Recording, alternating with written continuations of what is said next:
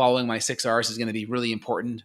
Removing the bad foods, the first R, replacing the enzymes and acids, maybe supporting motility is the third R, or second R, or third R is going to be, so we have remove the bad foods, replace the enzymes and acids, repair the gut lining. There's a lot of inflammation or gut lining integrity issues. We may want to really work on supporting that, whether it's glutamine or glycine, healing amino acids to help those enterocytes recover.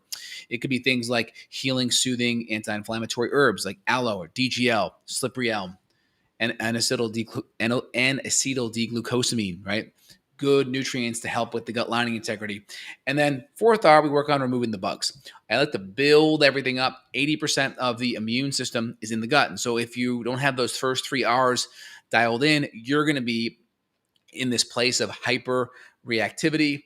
Inflammation is going to drive that. So we have to really get those first 3 R's lined up. Removing the bad foods, replacing the enzymes and acids into our bile salts, repairing the gut lining, maybe supporting motility if we have chronic constipation, because we can reabsorb potential fecal debris if we're not moving it out of our body in 24 hours or less. Really important.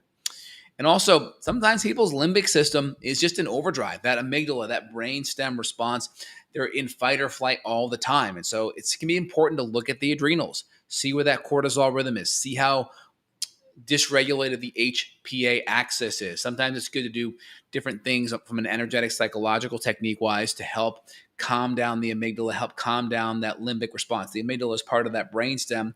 That's your primitive fight or flight response. And if you're always responding from that part of the brain, right? Oh my gosh, always in this panic mode, that can cause your body and your immune system to not digest, cause your immune system to be hypersensitive and hyperreactive. And so doing things like breathing through the nose, deep nasal breathing activates the vagus nerve, prayer, gratitude, meditation.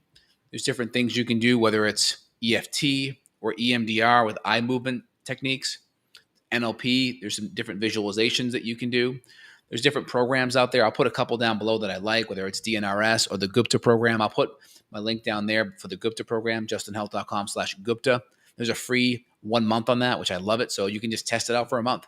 See if you like it, see what you think. That's a good one out of the gates, just to get your limbic system, your amygdala, that fight or flight response under control. Look at the adrenals, see how overstimulated the adrenals are. Maybe your cortisol rhythm's reversed or flat.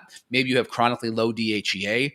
If you're a woman, maybe you have very low progesterone or low hormones in general. And that could be a big stressor because progesterone opens the GABA chloride channels, which helps GABA is an inhibitor, so it helps the nervous system kind of relax and chill out. And so if that GABA is depleted or that progesterone is low, that could play a big role.